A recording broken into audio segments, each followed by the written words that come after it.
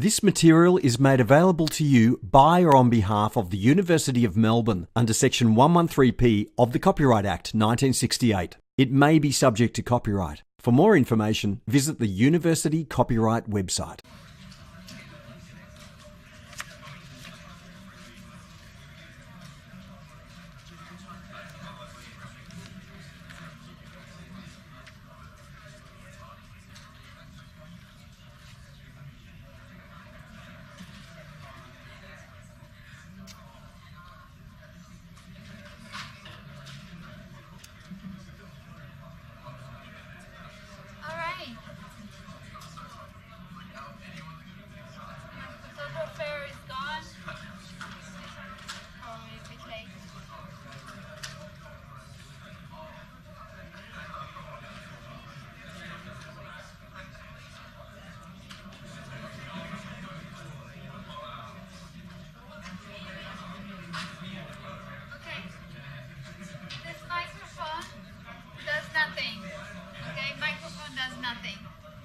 I checked, it's not on mute. Alright, so let's check how much my throat can withstand today. Let's continue. We stopped here. We are doing this eigenvalue, eigenvector problem, knowing that solving it, we will get 3 values for lambda and 3 values for omega star. Yeah. Omega star will be, let's say, 3 solutions. Yeah. Now, raise your hand if you don't remember how to find eigenvectors, eigenvalues. Don't remember, but you have seen it somewhere, right? Okay. Okay. I know that because every year some students would say, hey Rina, could you remind me how to get that? I forgot it. So let's do this. After this lecture, you Google it or you open your linear algebra notes and you have a look at how to actually solve an eigen decomposition problem. Alright? So take any 3x3 matrix that is diagonalizable. For example, take a symmetric one. You know that it has to be diagonalizable, and run this exercise of finding eigenvectors and eigenvalues for this matrix. Okay? If you choose any symmetric one, you should be able to get 3 real lambdas, then substitute them back and find some eigenvectors. Now, you have some freedom in selecting them in terms of scaling them, because if one omega works, then 3 times this omega also works to solve this equation. I mean, you can scale omega, the eigenvector, you can scale it as much as you want, right? For instance, you can also make sure that you are trying to get unit vectors with your eigenvectors, right? You can aim for unit vectors. So if you don't get, initially, if you don't choose a unit vector, just divide this vector by the norm, its own norm, and you will essentially normalize it or make it a unit vector, right? So let's say, let me choose, let's say E1 would be omega 1 divided by the magnitude of omega 1, and that would make E1 a unit vector. Why do I want to get unit vectors? Because I want to construct a coordinate system where the basic vectors are unit vectors. Yeah, the x, y, z are just unit vector size. Okay, and similarly, I have the same for 2 and 3, so let me make it like J.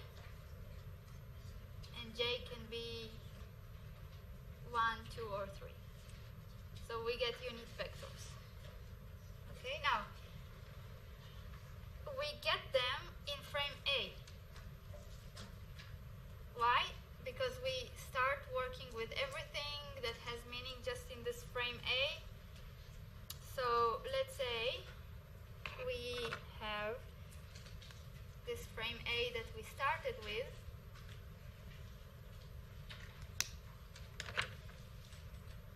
XA, YA, ZA.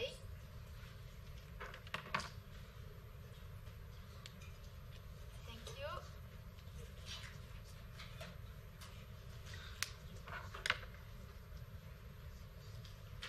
Okay, so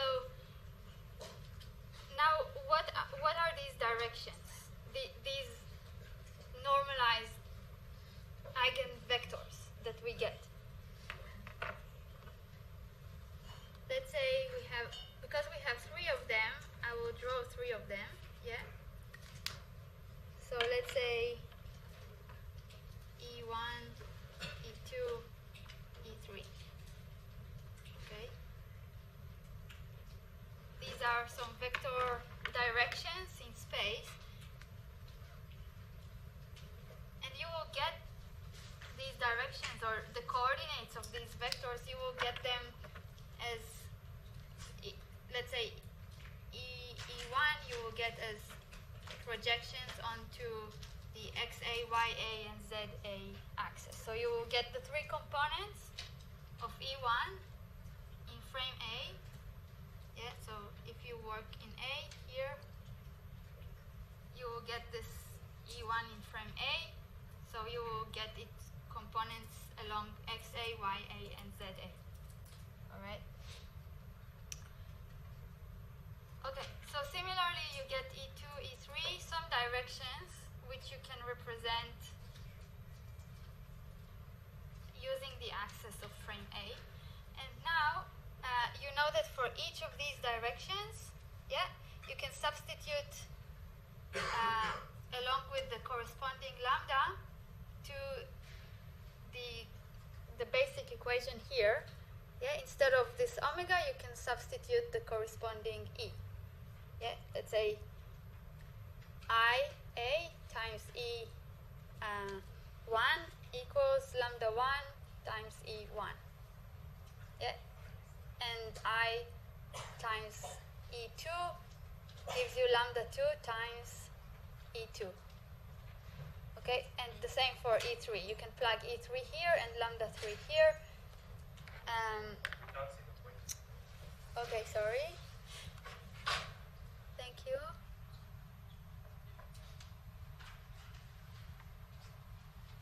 Okay, again. Let's look at this equation. I will rewrite it. Instead of omega, I plug in E, because you know that you can use, you can scale this equation with any scalar, right? You can say divide it by any constant number. So I can just write something like that. I A times E1 should give lambda 1 times E1. Okay, this is a matrix times vector equals scalar times vector, where this vector is one of the eigenvectors you found, and this is the corresponding eigenvalue, right? And you can write the same thing with E2 and lambda 2 and E3.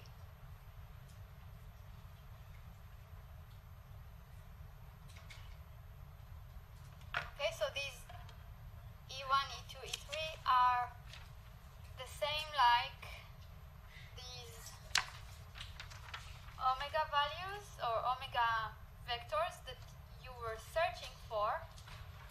It's just that they are normalized. They are unit vectors. So essentially choosing this omega as 1. Okay?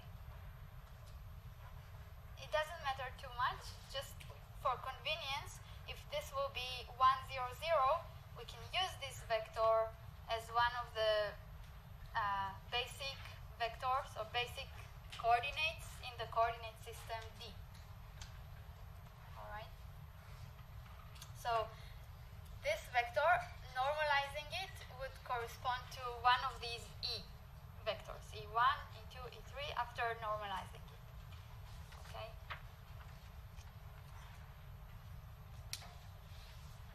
Any questions so far? Are you confused? Are you confused or is it clear?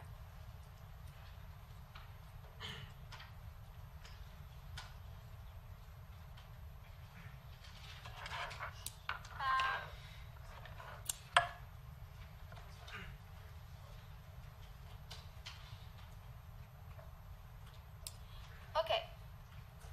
Just a reminder. How do we get these lambdas?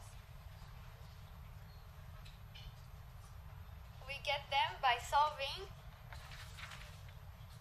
this equation, right? We get them. This is determinant of a matrix with lambda as a variable. It's a 3 by 3 matrix, so you will get a third order polynomial. Yeah, the characteristic equation, you get 3 solutions for this equation, 3 scalar solutions for lambda, right? Substituting each of these lambda values back into this equation, you are able to search for different values of these omega star. So for, let's say you got lambda 1, you substitute lambda 1 into here, you evaluate these brackets, and then you get some matrix with less than 3 rank. Yeah, some matrix of rank up to 2 times some vector. So put some kind of omega 1 or omega. Let's say you found lambda 1, or you substitute back lambda 1. So this could be omega 1x, omega 1y, omega 1z parameters, and you can find these parameters such that the result of this product will always give you a 0 vector. Okay, so you are able to find an eigenvector, let's say omega 1, corresponding to lambda 1. All right. If you normalize this omega 1, yeah, so if you just make sure its magnitude is 1, you can define it as E1, right? And this equation will be correct. Okay, then you repeat the same for the other 2 values, the other 2 eigenvalues, lambda 2, lambda 3. To find the other 2 eigenvectors, you normalize them, and you get E2, E3, and they agree with these equations. All right. Any specific questions? Something I can address? Okay, so let's go a bit back. These 3 equations are correct, and we saw that these lambda values,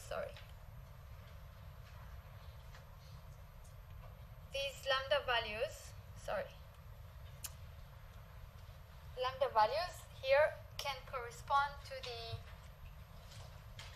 IXX, IYY, IZZ, not necessarily in this order, because we are yet to assign which of these E1, E2, E3 are XD, YD, and ZD. It doesn't, because I labeled them as 1, 2, 3, it doesn't mean that this is the XD, this is the YD, this is the ZD. It doesn't mean like that, right? You have a choice to make. And in addition, if E1 is an eigenvector, then negative E1 to the other direction is also an eigenvector, right? And so is negative E3, negative E2. They are also good to substitute in this equation, because you can multiply by negative 1 each of these equations, right? So you have these, let's say, 6 directions in space,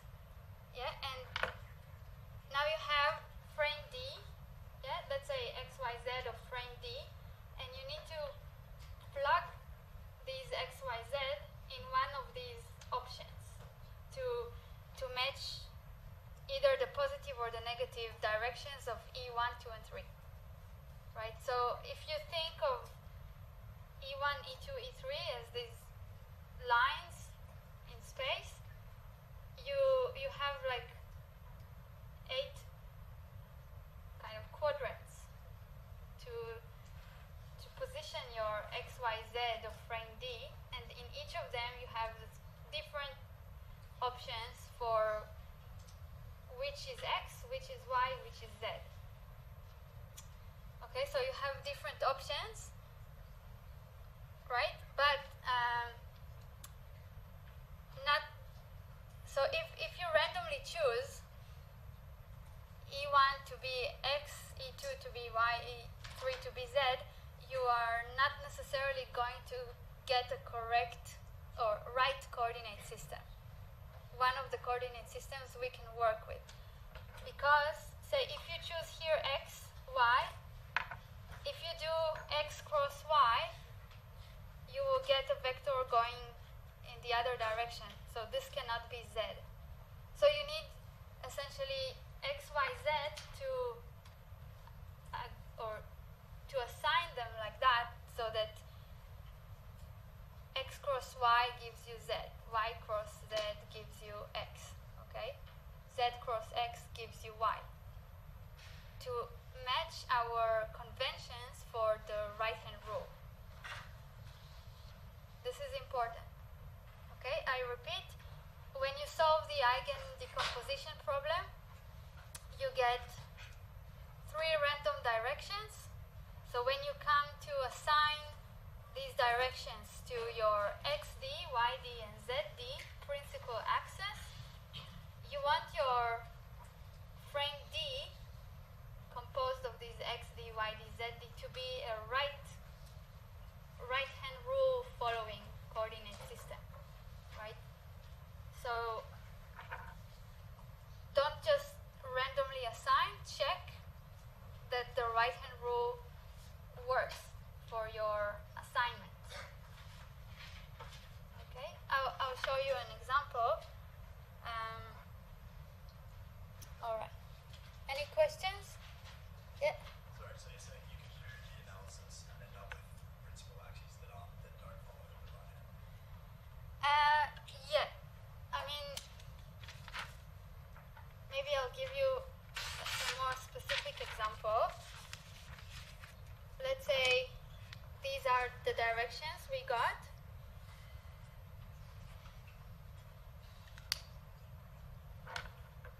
Yeah, so E1, E2, E3. So let's say this one comes out of the page.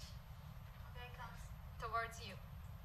Okay, so if I assign, yeah, if I do this one X, this one Y, so XD and YD, yeah, if I assign this one ZD, I will get a left coordinate system.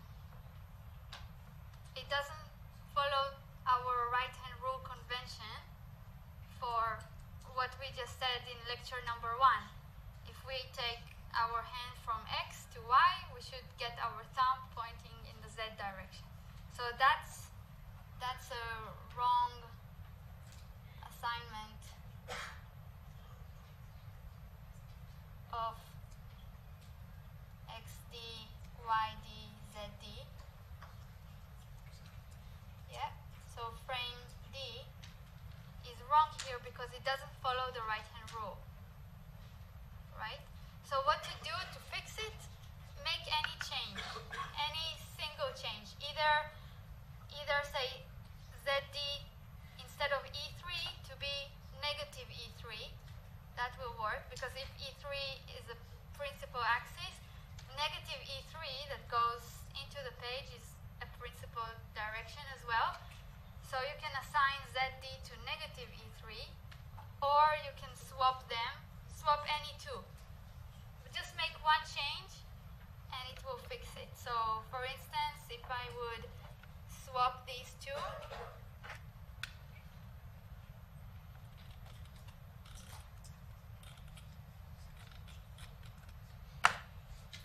so if I say this is ZD and this is YD, should work. So x cross y gives you z, y cross z gives you x, and z cross x gives you y. So this one is good, okay? So this is correct, all right? I'm not interactive enough. So this is correct. Assignment of the axis of frame D, okay? Take a picture, okay? Is it clear now? So from your analysis of the eigenvalues, eigenvectors, you get some vectors that I just enumerate as 1, 2, 3.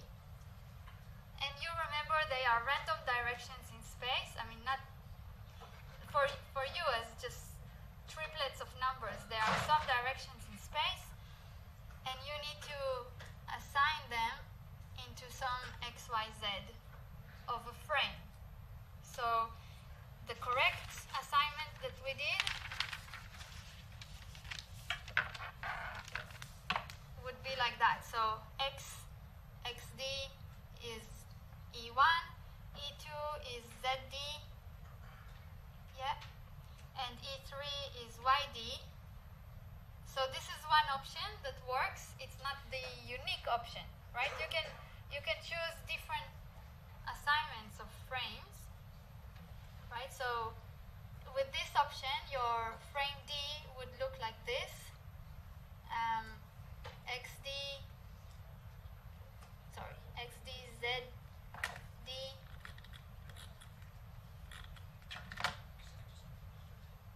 and YD. Okay, and this will be probably with respect to some specific rigid body of interest. Okay? And these axes, you will find their directions, you will find the components in frame A. Okay, I will give you an example soon. So this is not the only option. You could go for an alternative, say XD,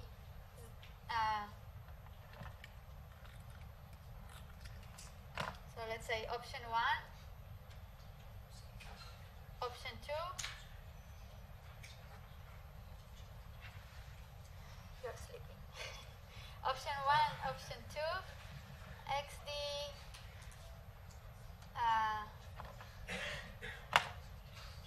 ZD, YD. So this could be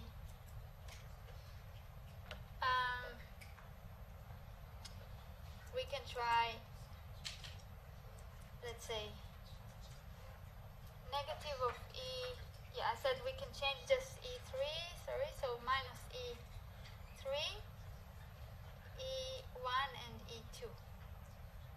This is another option that will work for this drawing, okay, for this direction. So the first step is finding these E1, E2, E3, and thinking whether the directions make sense, because you don't have to draw them, right? You don't have to draw them. A good check, just check to be sure, check whether your assignment of XD cross YD gives you ZD. If it does, everything else will follow correctly. So your system of coordinates D goes well with the right-hand rule. If not, make a single change, okay? Either add a minus somewhere or something like that. So now that you choose some assignment of axes, what you can construct is this. Because you get these vectors E in frame A, right? You want to construct XD, YD, and ZD in frame A. You want to lump them into a rotation matrix from D to A. This will assist you in finding the inertia tensor essentially in frame D, if you have the one in frame A.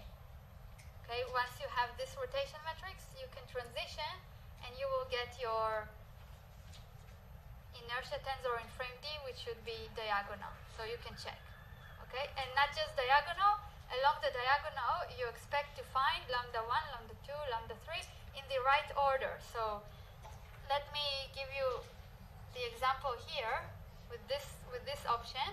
So if this is the option you choose, you will organize your, say, E1 like that, E1 in frame A, and then for Y it's E3 in frame A, and then for Z it's E2 in frame A. You organize them like that, okay? That should give you R from D to A for this specific option, okay? I remind you that we start with some frame A.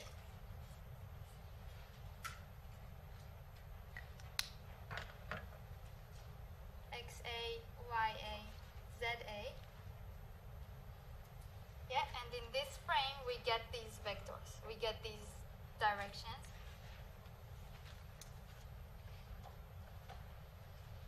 And for this choice, your I in frame D should follow. So for E1 you will get lambda 1 in the first column. For E3 you will get your lambda 3, the one that corresponds to E3, the eigenvalue, and then lambda 2. Okay, this should be your I in frame D, and zeros elsewhere. Okay, so this is what you expect to get for this option. For this option, you will get E1, E2, negative E3, and then lambda 1, lambda 2, lambda 3.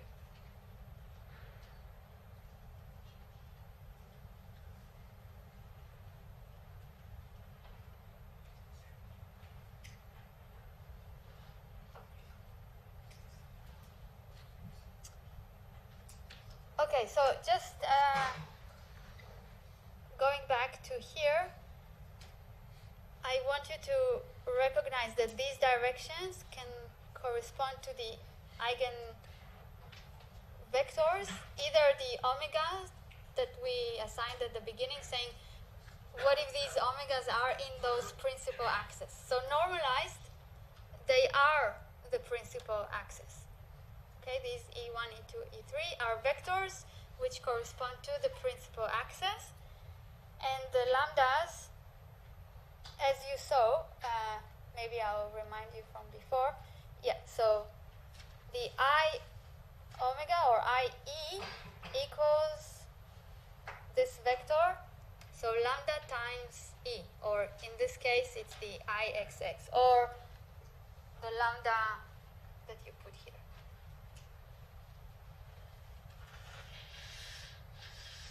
Okay, so the corresponding lambda value, the eigenvalue, is the corresponding inertia, moment of inertia.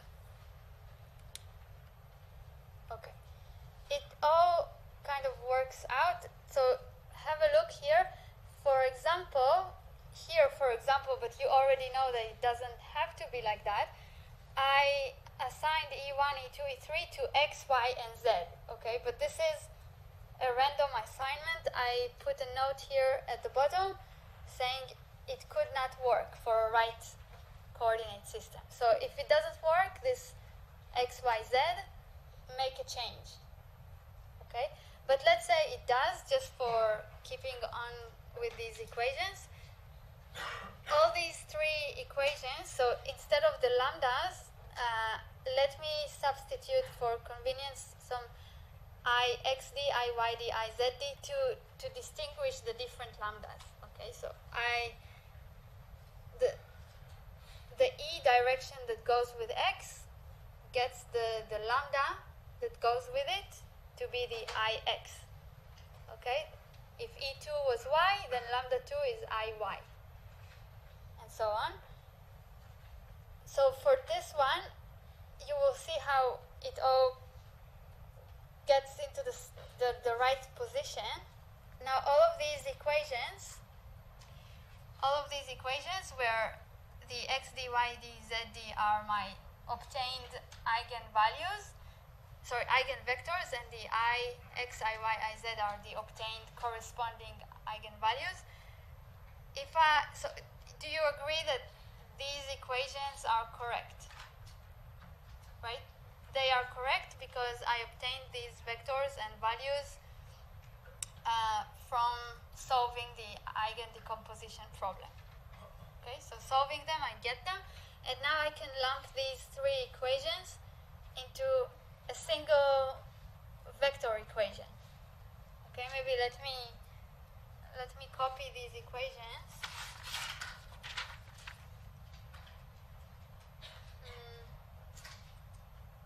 So I times xd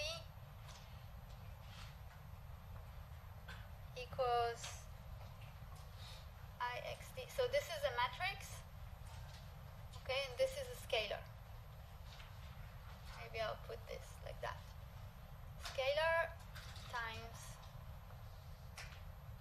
the vector, okay, and the same for y and z.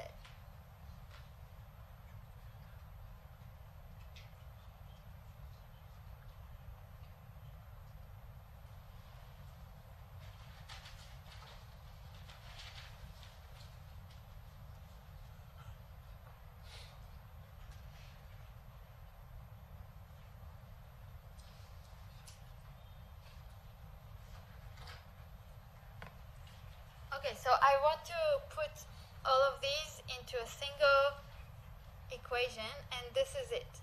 This equation just summarizes all of these column-wise. Okay, so left column is the first equation here. Yeah, ixd equals xd times this one here. If you multiply these two matrices, yeah, this equation is identical to these three. Column, column, column. Alright?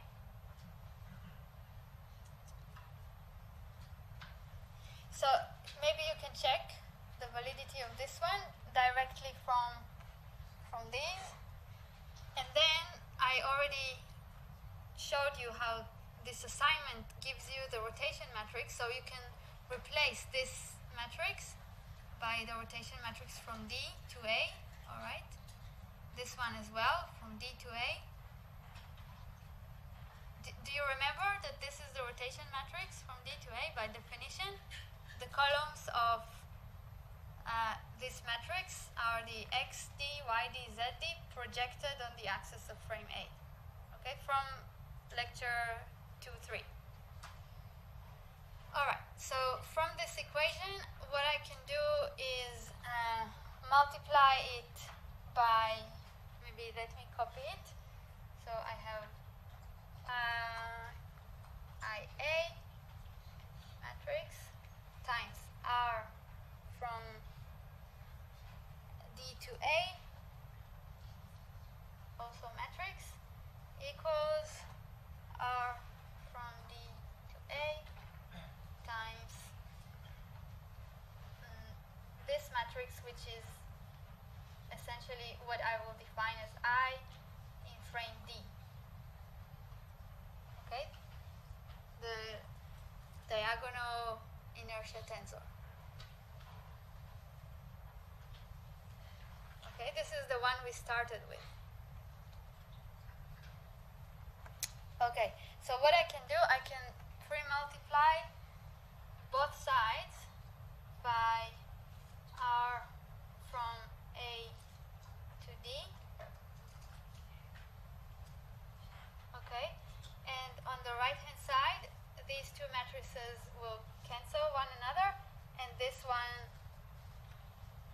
all of them together will be equal to I in D, right? So you already saw this.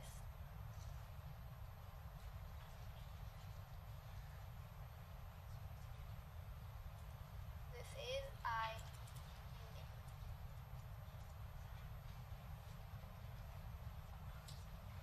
Okay, so just to show you that everything goes into place. Okay, so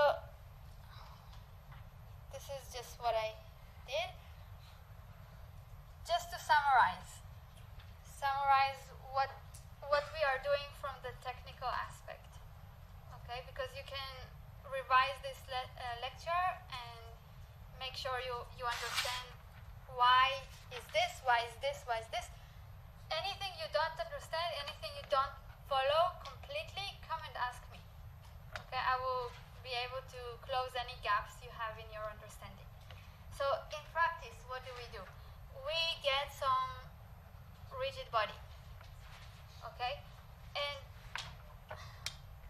if we don't have access defined for us, we define some access that are convenient for us to work with in terms of finding the inertia tensor with respect to these axes. So let's say for this shape, I like these axes. Okay, so this will be my frame A. And then I go finding, by definition, I in frame A. I can do it about the center of mass or about any other point convenient for my needs. Okay. Once I found this, I am searching for principal axis. So those axes on which if I rotate the body, the shaft won't wobble as a result. Okay, so those axes that are spreading this volume of mass around in a balanced way. Okay, now someone commented after the morning lecture that it's interesting that there are always such directions. Okay, but you can think of any shape. You can find the kind of center of mass for that shape where you can balance left and right, forward, backward, up and down, everything is balanced. In a similar way, you can balance, instead of over a point balancing an object, you can balance relative to axis. You can balance the mass spreaded. Okay? So you are looking for these directions, these axes that correctly even the material around them. Okay, so what do? You solve, let's say, lambda I. This I is the identity matrix. So you can do, it's the opposite of what I just did in the slides. So this is the inertia tensor. This is the 1, 1, 1 matrix. Okay. Determinant of that equals 0, and you get lambda 1, lambda 2, lambda 3. All right. Then you substitute them back into, say, equation like this. So let's say lambda I times the identity matrix minus your IA times, let's say, some vector VI equals the 0 vector from which you find VI. So your lambda i's are your eigenvalues. These are your eigenvectors. Okay, then you go define EI as VI normalized. Okay, so just divide it by its own magnitude to have it with magnitude 1. Okay, so you will have 3 normalized eigenvectors, then assign x, y, and z d, x d, y d, z d, assign them using your E1, E2, E3 in some order that would make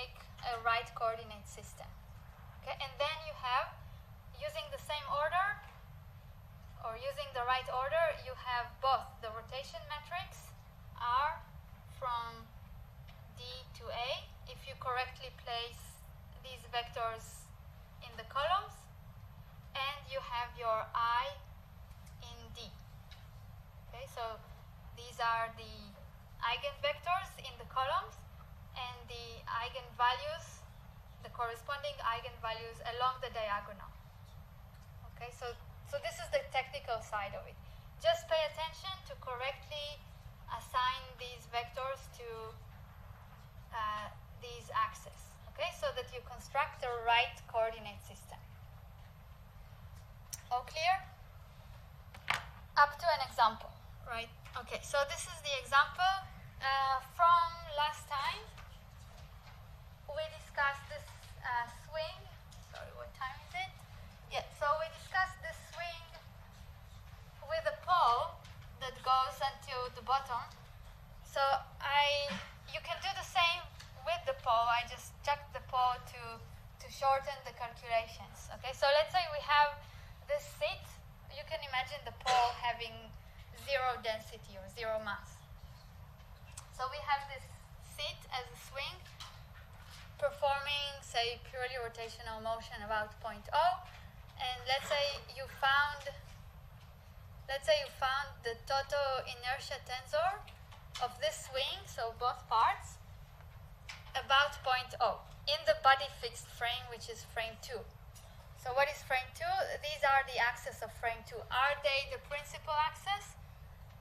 Well, initially, not necessarily, but then once you find your inertia tensor, so the sum of all of these kind of matrices, the sum of all of it gives you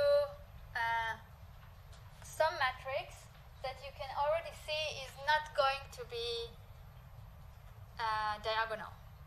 It's not going to be diagonal, and therefore the axes of this frame 2 are not the principal axis. I mean, as a whole.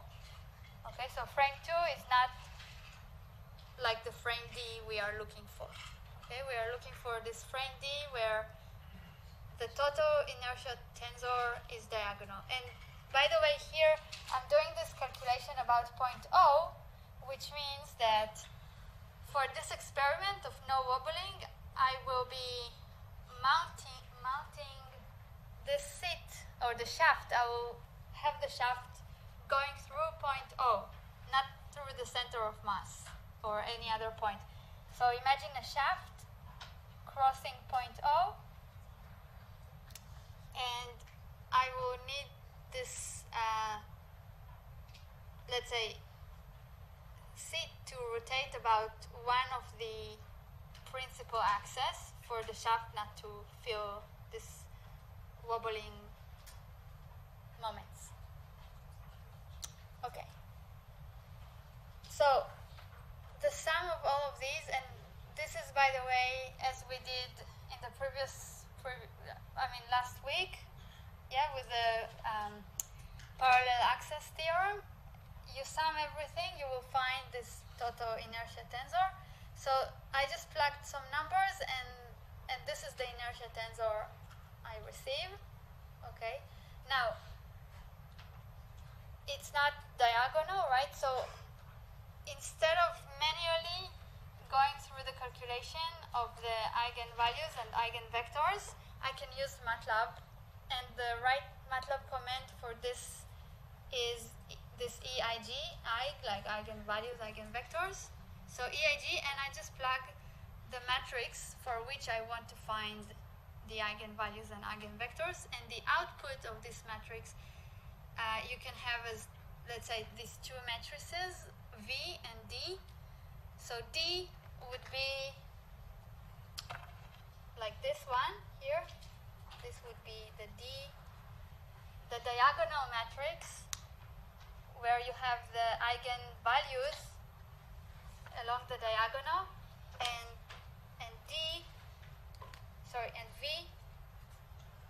V will be the matrix of eigenvectors. But notice how I said be careful, because MATLAB just organizes these eigenvectors E2, E3 in some random way. It doesn't care about right coordinate system, left coordinate system. So look at the three E1, E2, E3 here. So maybe before you assign it like that, pay attention, pause and check.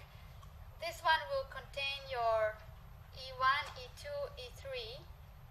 Yeah, not necessarily your XD, YD, ZD. Okay, and this one will contain your lambda 1, lambda 2, lambda 3. Okay, I think I was chewing this idea enough. So for this example, if I plug this matrix into this EIG command, I get, actually here, you can look at the MATLAB file on LMS. I get these three vectors as my E1, E2, E3. Yeah, E1, E2, E3. This is my matrix V, and the corresponding lambda 1, lambda 2, lambda 3. This is my matrix D. In this case, you need to check. So if this is E1 and this is E2, yeah, as expressed in frame A, in this case, this is frame 2. Yeah, so along the axis of frame 2, maybe let's draw it. So you have X2, Y2, and Z2. Yep. And the seat is like this somehow. Yeah, so this is parallel to Y.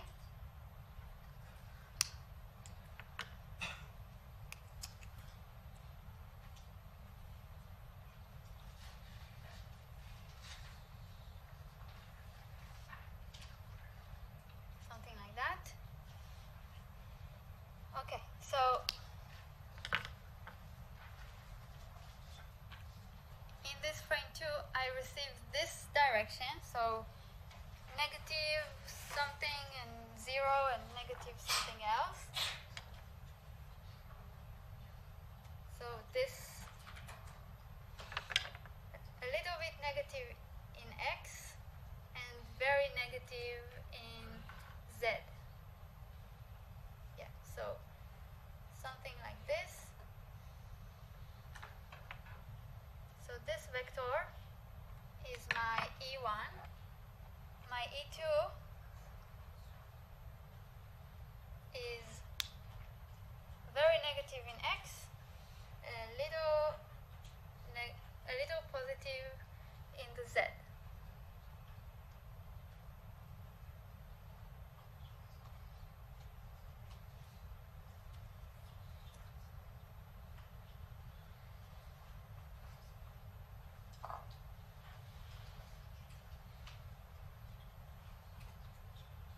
So this is E2. And E3 is just like that for the Y. E3.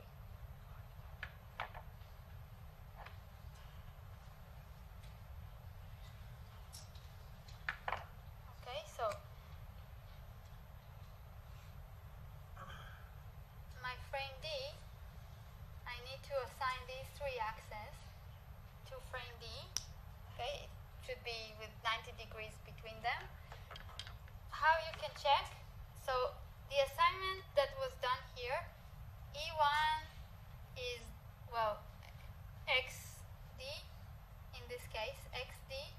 E2 in this case is YD, and this one is ZD. Okay, but you need to check. So maybe you can quickly run E1 cross E2 and check if you get E3, which is the Z.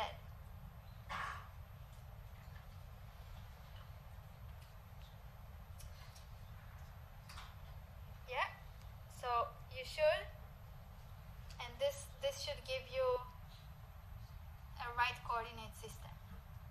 Okay, so one of the things I wanted you to notice is that your original direction of Y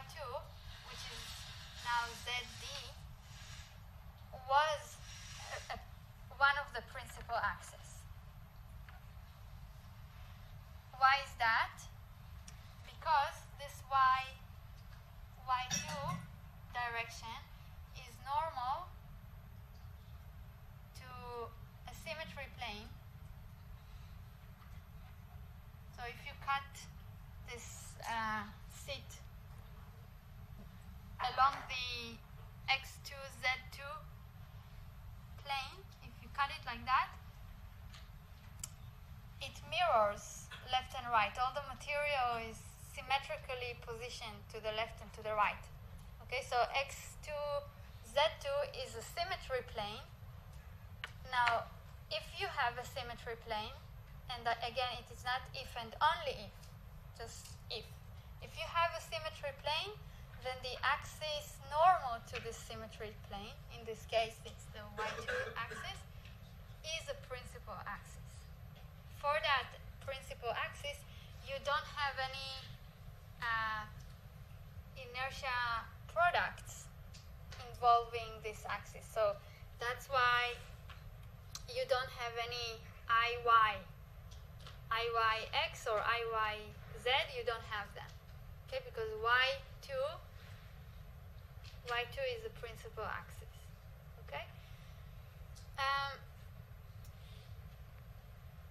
Any questions here? So, if you, just to summarize, if you position, let's say, the rod that goes from point O to this one, to the seat, if you position it as I showed you in the previous lecture, when you try to rotate about it, just about it, it will feel these bending moments. But if you will position it along, well, assuming it is not part of this rigid body, or let's say if it has zero mass or if it doesn't rotate together, if you position it along this axis or this axis, it will not it will be less likely to break, let's say. Okay, as the person rotates around. Okay, the person sitting here, if you will, so if I look from the side, and this is the seat, I have one of the principal axes, say, going like this, if this is E1, let's say. So if I would position, this is point O, if I will position my my rod like this, if I allow rotation about this rod, it will be less likely to break. Okay?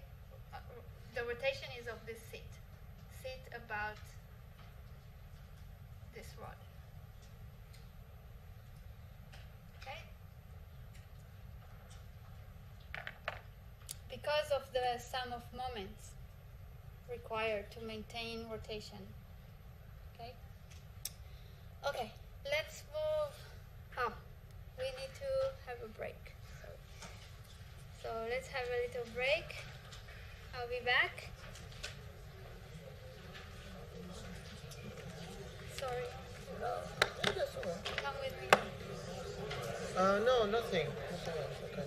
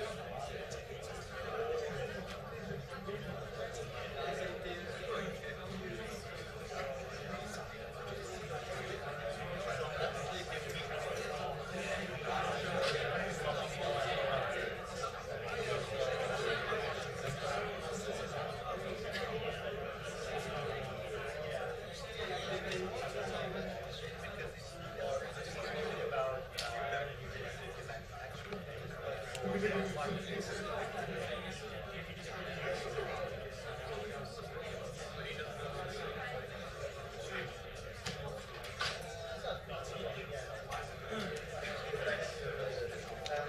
sorry, could you please turn it on because I turned it off for the sake of not dying the battery, not the other one. Fantastic, thank you.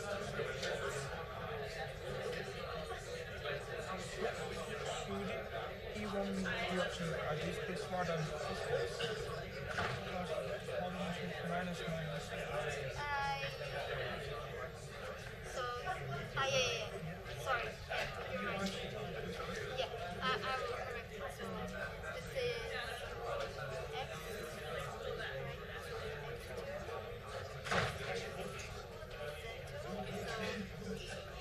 minus minus.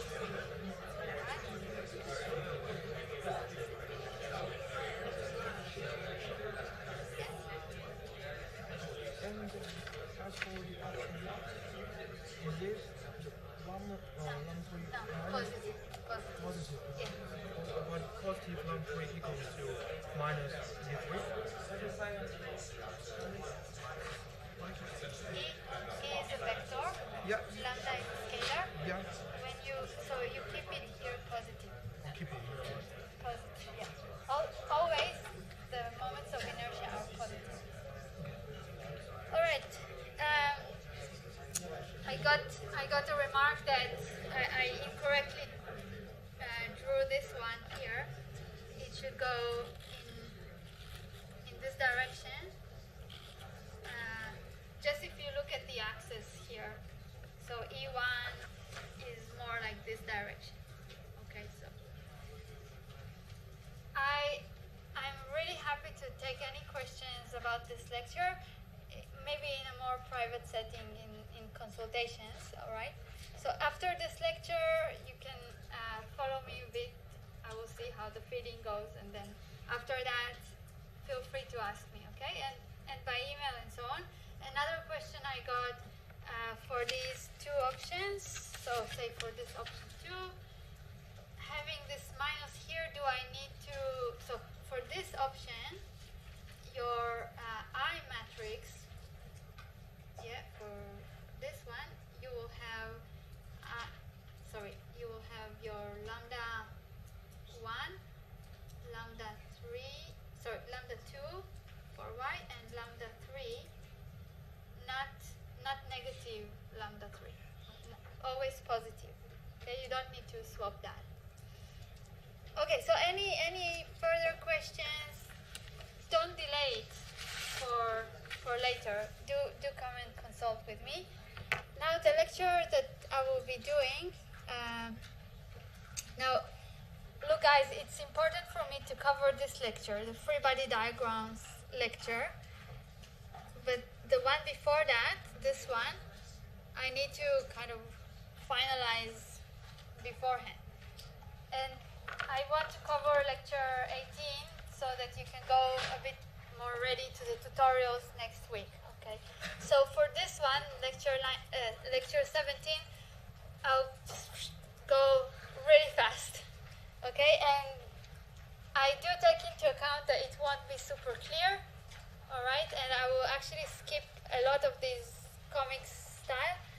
It's not it's not well explained, and I will go back to it when I see that you need some complementary explanations.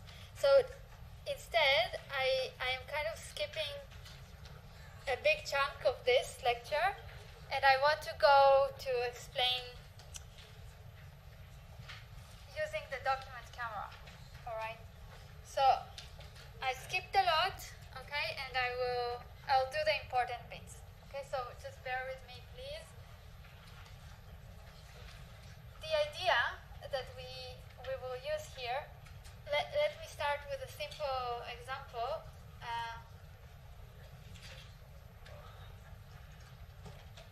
Remember this example of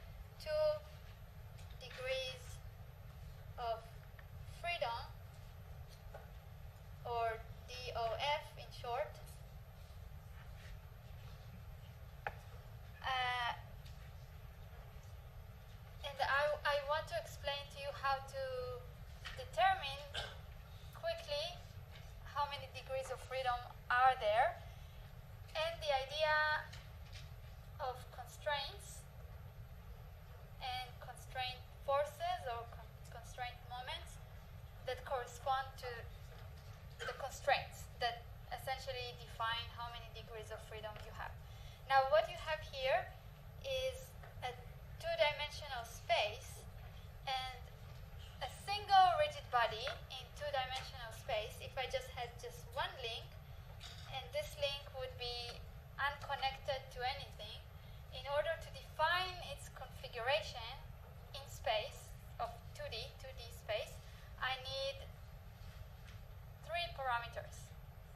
I need some kind of convention, and that convention will contain some kind of three parameters. For example, I can have a point of interest and some axis, and the xy coordinates of this point of interest, and in addition some other line and say an angle. So let's say some kind of x, y, and theta, and x, y, and theta will be the parameters or parameterization I use to describe the configuration of this little system of one rigid body in 2D space. Okay? Now this one has 3 degrees of freedom. So I will need to specify, say, how each of them behaves in order to specify the motion of this rigid body. Okay? Now, in general, in a 2D space, one rigid body has a rigid body that is not the point has 3 degrees of freedom if it's not constrained by any mean. Okay, now this system is different. It has 2 rigid bodies. So if there were no constraints, in particular if there was no joint here and no joint here to connect these rigid bodies somehow, we would have 3 degrees of freedom for each, so 6 in total. 6 degrees of freedom, but I said 2, so it means that there are 4 constraints in this system. 4 constraints. I will discuss that, but essentially the constraints reduce the number of degrees of freedom from that basic equation. So here in 2D we have 3 times the number of rigid bodies minus the number of constraints. Okay, so I need to explain to you how did I count 4 constraints in this system. Okay, and what do these constraints correspond to in terms of constraint forces or constraint moments. So in here, if I had these 2 rigid bodies free floating, yeah, so let's say link 1 and link 2 unconnected to one another, I could choose a point of interest. Let's say I would choose this point of interest here and this point of interest here, and with some axis I would define x1, y1, x2, y2, and some kind of alpha, and let's say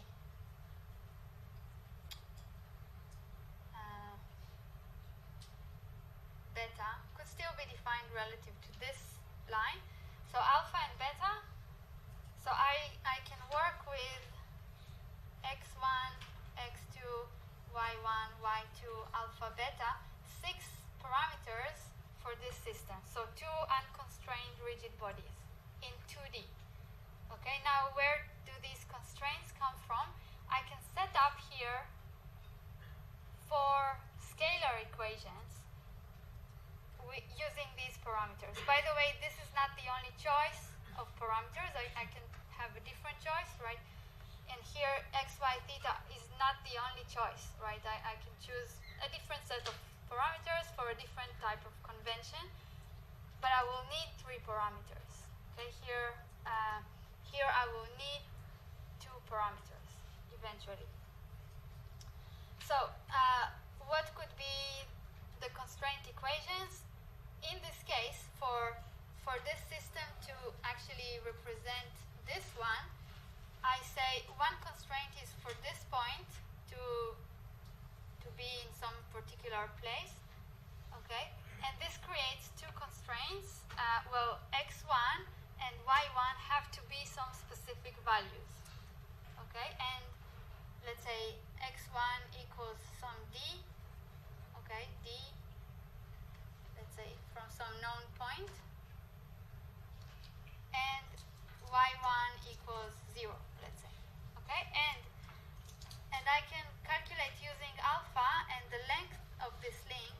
I can calculate the position of this point, yeah, and I can equate x2 and y2, so x2 and y2 to, let's say, L cosine alpha and L sine alpha. So these give me 4 constraint equations and essentially reduce the number of degrees of freedom of this system to make it like this. Okay, now in practice, these 4 scalar constraint equations correspond to having a revolute joint here and having one revolute joint here, all right? Allowing free rotation for these alpha and beta. Now this is a convenient, so this alpha and beta parameterization is a convenient choice. Again, it's not the only possible choice. Okay, so in order to work with this problem,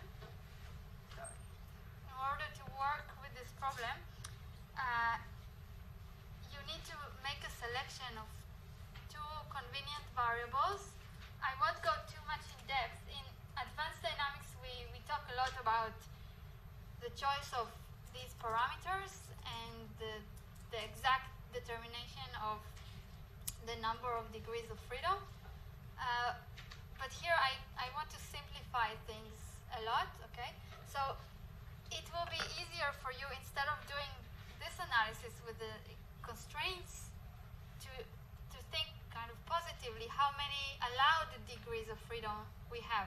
So one revolute joint here in 2D allows 1 degree of freedom, this kind of rotational degree of freedom, and here 1 more rotational degree of freedom, so 2, to sum up, 2 degrees of freedom. And for this system, we will end up getting 2 equations of motion. Now, 2 equations of motion because of these 2 parameters, 2 alpha and beta. So in order to figure out how this system moves, we need to know what is alpha over time, what is beta over time. We have these 2 kind of unknown parameters. We will get our equations of motion in terms of alpha, beta, and their derivatives, and we will be able to solve this system. Okay, so and then we know how this system moves over time, how these alpha and beta change over time. We can display the configuration of this system over time. Okay, now these 4 constraints, each of them corresponds to a constraint force. For this point, because we don't let this point move right and left, there must be a force constraining this motion. Okay, so there must be a force which is a horizontal force to account for this constraint that x1 doesn't change. Okay, so 1 horizontal force here and 1 vertical force here to account for y1 to not change. And similarly here, at this point, we have also 2 forces in 2 orthogonal directions. Okay, again, you can think of them as in the x and y directions to account for these constraints. Okay, so in order to prevent motion in some direction, we will end up having constrained forces, okay, that correspond to some constraint equations. Now, if the motion that I constrain is a linear motion, you can't move linearly, you represent this constraint using a constraint force, okay, or reaction force. And if it's a rotational motion that you don't allow, you'll have a moment that is a reaction moment or constraint moment. Okay, now we need this analysis in order to then correctly draw free body diagrams. So, other than what is allowed to move, you should include in your diagrams constraint forces or constraint moments that correspond to what is not allowed to move. Okay, so this was a really quick go through degrees of freedom, constraints, constraint forces and moments. I know that it's too quick. Let's look at this example. And to save time, don't read, just listen to me. This is a bow joint. Okay, bow joint, it can rotate in all three directions but cannot move. Okay, so linear motion is not allowed. Therefore, you will have forces, constraint forces in all three directions. Okay, X, Y, Z, for any coordinate system you choose to work with. Okay, so you have three constraints corresponding to this joint. All of them correspond to linear motion or constraint forces. And no constraint moments because rotation is allowed in all directions. Okay, here you have a revolute joint. So the only degree of freedom is one rotation about one specific axis. So you constrain here 5 types of motion, 3 linear motion. Yeah, the red and the blue links, they cannot detach in X, Y, Z directions of any chosen coordinate system. Okay, so you will have 3 constraint forces corresponding to this type of joint, and you cannot rotate. So let's say this is the joint, you cannot rotate like that, yeah, or you cannot rotate like that. Okay, so you constrain two types of rotational motion. So you will have 2 constraint moments or moment reactions corresponding to this type of joint. Okay, now in terms of degrees of freedom, here we have 3 rotational degrees of freedom, and here only 1 rotational degree of freedom. So for this entire system, we have 4 degrees of freedom. Okay, 4 degrees of freedom, or if you think in terms of constraints, starting with 2 rigid bodies in 3D.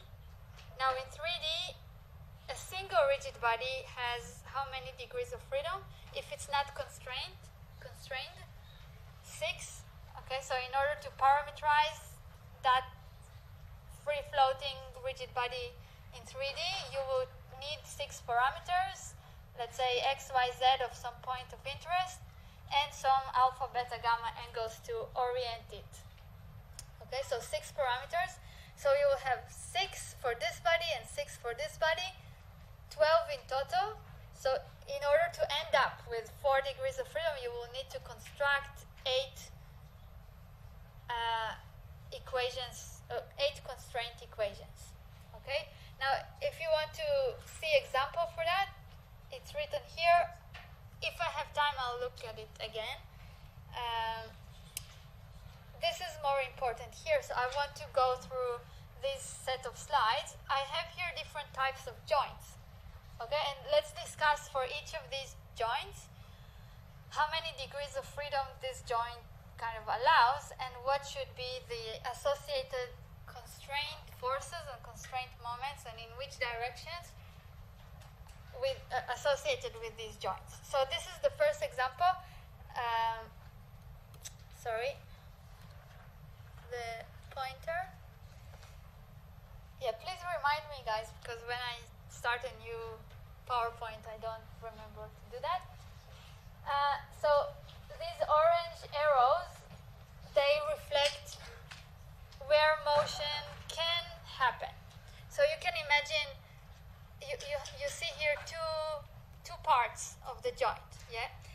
let's say the black part will connect to one rigid body, and this orange part will connect to another rigid body. And so these two rigid bodies will be having some relative motion due to this joint. Okay?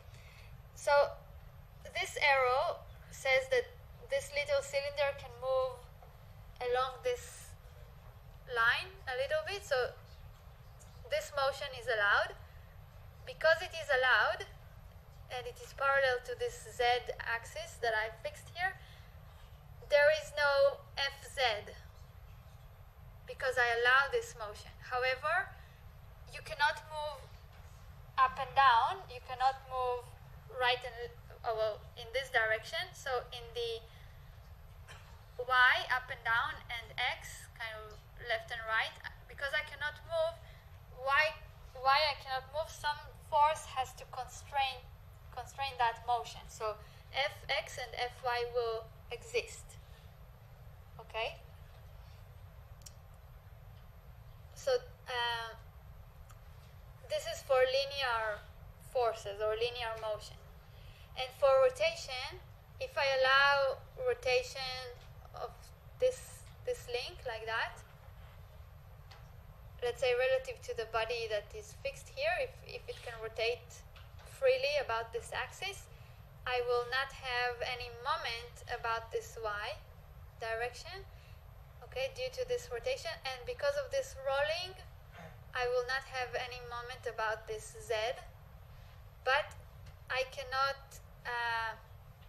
rotate about x, so this cylinder, I cannot rotate it like that, and therefore some support is this mx. This will be essentially a bending moment on this black part here, okay, or the cylinder itself. Okay, so you should associate three constraint components with this type of joint, okay, given some axis like that. Okay, number of constraints is 3, and 6 minus 3 is 3, so there are also 3 degrees of freedom associated with this type of joint, and here they are drawn with these arrows here. What kind of motion is allowed? The next example is this one. So here I only have these 2 arrows to correspond to the allowed motion. Okay, so this is the allowed motion, and the Fx, Fy, Mx, My, they are associated with the constraint forces and moments that prevent any motion that is not allowed between 2 bodies connected between these joints. So if you connect to this cylinder some rigid body and to this black part, say some other rigid body, between them you will need to consider this set of constraint forces or moments, constraint components. Okay, one more example is this. So here I put something to prevent this linear motion, and so I have all of these 5 constraint components, or 5 constraints, let's say, in short. 3 forces, 2 moments. Okay, is it clear? Quite intuitive? Alright. So how many degrees of freedom are associated with this type of joint? 1. Right? And this is a joint called revolute joint. Okay, so revolute joint, 1 degree of freedom. Okay, just like this. Revolute joint, 1 degree of freedom. Okay, now for the rest of the slides, I will skip at this stage because it's less important for your coming tutorials, and I will go to the free body diagrams set of slides. So, look at the time. Okay. I promise you, you will not learn less than the previous cohort. results. So don't worry. Okay, I just prioritize this one. Okay, so free body diagrams. What we will learn in this set of slides, it's not difficult and it directly relates to what I just explained. We will learn my convention of drawing free body diagrams, and often in exam I can ask you to draw free body diagrams, right? So when I ask you to draw them, I will expect you to choose one of two conventions that I use. One convention I use only for, not only. One convention I use when I can easily draw in 2D. So I will draw projections onto 2D planes. And another convention I use if I don't want to do it like projections onto 2D planes, and I want to do a 3-dimensional kind of quick drawing, it's a different kind of free body diagram that I expect. So I want to explain these two types. Okay, so we are just doing examples. Before the examples, this is the set of rules that I check when I mark free body diagram question. Okay, and even if I don't directly ask you to draw free body diagrams, if I want you to construct Newton-Euler equations, for your own sake, I advise you to correctly draw free body diagrams. It will assist you to do the sum of forces, sum of moments in a correct way, okay, in a systematic, organized manner. So what are these rules? Rule number 1, draw each rigid body separately. So the idea of free body diagrams, the free body, each body is drawn on a separate sub-diagram, okay, a separate diagram.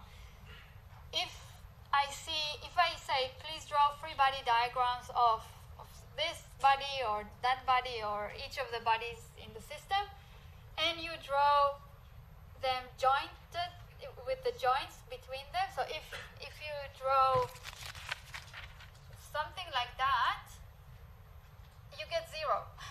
Okay, so draw them separately. Okay, very important. Then draw all the real forces and moments. What do I mean by real? What are real forces? For instance, gravity force pulling towards the earth is a real force. Those constraint forces, constraint moments that we discussed just 2 minutes ago, they are real forces. They are contact forces, okay? One body pushing or pulling the other. What is not real are fictive forces. I don't know, Coriolis or whatever you learned, inertial forces. Forget all that, okay? Don't ignore all that if you heard these things. If you didn't, better. Okay, the gravity force, if there is gravity in the problem, don't forget the gravity force, okay, just a reminder. And driving torques or driving forces, if you have any actuators, like a motor, or I don't know, someone rotating the pedals of a bicycle, something that drives your system, it will introduce not a reaction, like not a constraint force or moment, but some driving force or driving torque. Okay, so don't forget these if they exist. For instance, here, I will show you in the problem that we had for this kind of walking, the gate thing. So you can assume that between the hips you have an actuator, okay? Due to to represent the muscles here. But maybe here you don't have anything. No motor, no actuator. So you will have some actuating torque here and nothing here in terms of actuation. Okay, and for the rest, I will show as we encounter these things. Okay, so this is the first example, and this example is convenient to demonstrate in 2D. Okay, so just to specify the problem, there is an actuator here at point B. Sorry, you need to remind me the pointer.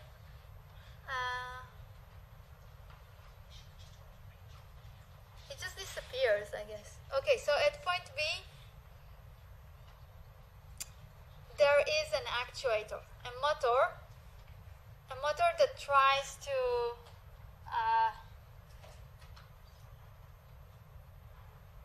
I don't remember, that tries to open up the angle between the two links. Okay, I might be wrong, maybe it tries to close it. I will see in a moment. And there is no motor here. There is no actuator at point A. Okay? But point A is fixed to the ground. Okay, pinned to the ground. So, first of all, I split the two bodies. Each of them has to be a free body diagram. And now I need to draw all the forces and moments that are relevant. Okay, so what do I do? Now this convention is my 2D or on the plane graph, on the plane. So what I want you to notice is, say, this FAY, FAX, yeah, all of these components here, they are not in bold font. They are scalars. They are scalars. And the arrow next to them, the direction of the arrow is significant. If the arrow, say here, points up, it means that this is the positive direction convention for a positive FAY0. Okay? Now, is it clear? Yes, so the arrows here, their direction is meaningful. When I talk about the 3D case, you can just imagine arbitrary directions of arrows, and I will have next to them, instead of components, I will have whole vectors, okay, so bold letters. So in this case, at point A, I want to go point by point and explain what you see in those points. At point A, because we have a revolute joint in 2D, okay, everything in 2D, so I'm not trying to move out of the plane. Point A cannot move right and left, cannot move up and down. That's why I need to have two constraint forces, okay? And I will always have them normal to one another. In this case, I chose to kind of break down the constraint force, the reaction force at A, along the axis of frame 0, okay? This is an arbitrary choice. I could just as well choose frame 1 and break down this constraint, the vector constraint force at point A. I could break it down along the axis 1 or axis 2, any axis of your choice. So I chose to put it in 0. In this point G1, I represent the gravity force as a equivalent force acting at the center of mass, acting towards Earth. Okay? At point B, now this is the same point B in both bodies, I have this joint not allowing braking in two directions. So I need to have two orthogonal constraint forces. In this time, I chose to break that constraint force along the directions of frame 1. Okay, and so I have here FBX1 and FBY1 existing. I draw them to keep them in mind. And here I write them, but I change the directions of the arrows. So for this body, a positive FBX1 means this direction of force. For this body, a positive FBX1 means this direction. Okay, I just swapped the direction, and the direction of the arrow is meaningful. Okay. Now I keep here these directions using or parallel to these x1 and y1. I don't care that x1 and y1 are are not axes that are attached to body 2. It doesn't matter. Okay? It doesn't matter that frame 1, where I represent these two reaction forces or constraint forces, it doesn't matter that it is not attached to body 2. Because I could, if I wanted to, express these along any coordinate system. Now, I don't want to create any extra variables or extra unknowns, so I just remember that I need two constraint forces to represent the revolute joint at point B. Okay, so it is the same FBX1, FBX1, same FBY1, FBY1. I want to remain consistent and not to define new variables here. Okay, then point G2, I have the gravity force for the second link, okay, because it has some mass, and that's it, okay? No, not that's it. There is this driving torque, tau B, so a positive tau B, a positive driving motor torque. In this problem, I didn't remember, we'll try to shrink the angle beta, okay, to make the two links come towards each other. Okay, so this is some convention that you can decide on when you are given a specific motor. It depends how you send the signal to this motor. What else? Yeah, so any questions? Any questions? Okay, so this is one type of free body diagram, okay, in 2D. And from this one, what I can do is to quickly find the sum of forces and sum of moments for each of these rigid bodies. And where do I use them? The sum of forces and sum of moments, I use them in the Newton-Euler equations. In the sigma F and sigma M, remember? Yeah, we had the Newton-Euler equation. For the linear one was sum of forces equals P dot. Okay, so P dot we already found, but what is sum of forces? What is sigma F? So for this body, we will look at all of these forces and sum them vectorially, okay, as sigma F. And for the angular part of the angular Newton-Euler equations, we have sum of moments equals H dot. Okay, so H dot we already know how to find. Using this diagram, it will be easy to find what is the sum of moments about any point of interest. Alright? So let's do this. So the first sum of forces, sum of moments is done on link number 2. Okay, it is actually for a reason. We will come later to why I start with link number 2. Let's look at the sum of forces. Okay, sum of forces, I need to decide some frame in which I represent this vector of sum of forces, resultant force. Resultant force on link number 2. Actually, I want to show both. Yeah, so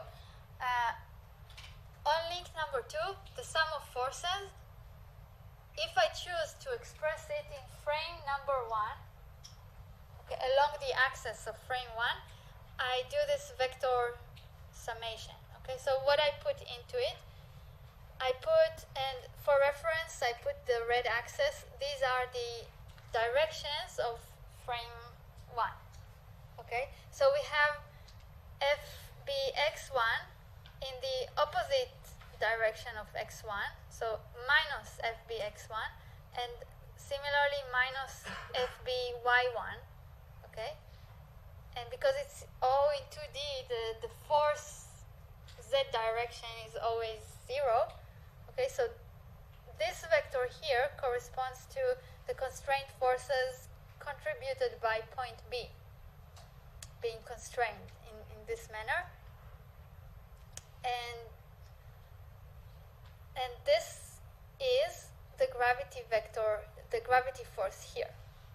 Okay, and it's easy to represent it in frame 0, okay, as in the negative y0 direction. So this Fg2y0 will be just the mass of this link times the gravity acceleration g. Okay, mg, m2g is Fg2y0 here, yeah? And I put a negative sign due to the direction opposed to y0, and then I use the rotation matrix from 0 to 1 to bring it all into frame 1. Okay, so this is the sum of forces. Okay, and Fbx1, Fby1 at this stage are unknowns, but we will be able to find them later. Okay, but at this stage are unknowns that will be present in the Newton-Euler equations. For the angular equation, you will need to have sum of moments, and this rigid body does not perform purely rotational motion, as I discussed, does not perform. So in order to meaningfully use Newton-Euler equation, I will need to find the angular momentum about this center of mass, G2, and the sum of moments also about G2. Okay? I don't want to work about any other point. So sum of moments of this link about G2, what do? Have a look. So this is a pure torque, okay, in the z direction, or actually it is drawn here about the negative z direction, because if you follow with your thumbs, you need to do like that, yeah? So your thumb goes into the page, whereas axis Z1 goes outside of the page. Okay, so it's negative tau, okay, plus the vector going from G to point B, this vector, cross with the force at point B, which is this one. Okay? I hope you understand how to do that from any mechanics prerequisite subject. Okay, if not, ask me later. Now this vector from G2 to B, it is easy to express it along the axis of frame 2 because it is kind of L by 2 along the x2 axis, okay? And if I want to keep working in frame 1, I need to rotate it from frame 2 to frame 1, alright? So look at the nitty-gritty calculations here. If anything is unclear, let me know. Okay, so this was sum of forces, sum of moments. For link number 2, the sum of moments was about the center of mass, and both of these vectors are calculated or expressed in frame 1. Okay, despite frame 1 not being attached to link number 2. Any questions? Okay, so this here, this is the same thing for link number 1. Okay, just sum of forces, sum of moments. But in this case, the sum of moments is about point A. Why is it meaningful? Because I can do the Newton-Euler equation about point A because link number 1 performs purely rotational motion. Okay?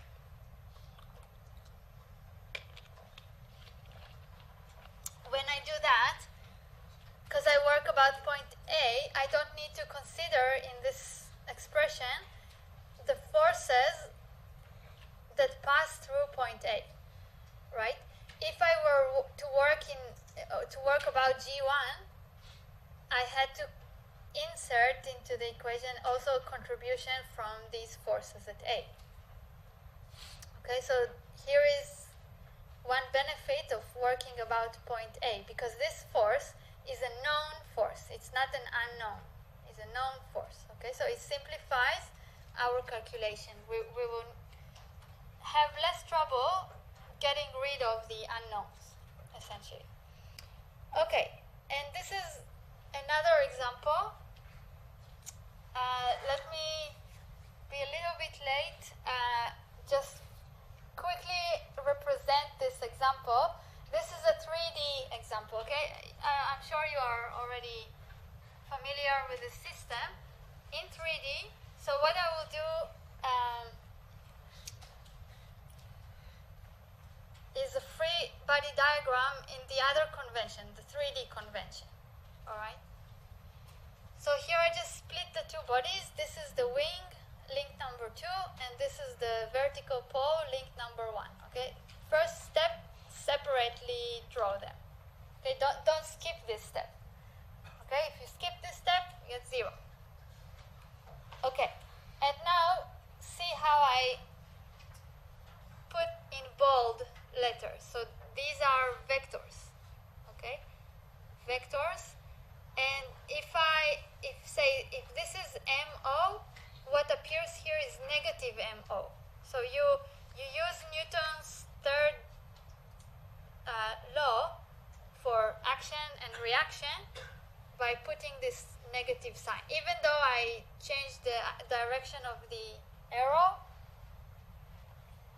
I don't care if you correctly change or not change the arrow direction. For me, these directions of arrows are arbitrary. All right? So what do we have here? At point A for the pole, because the pole can only rotate like that, yeah?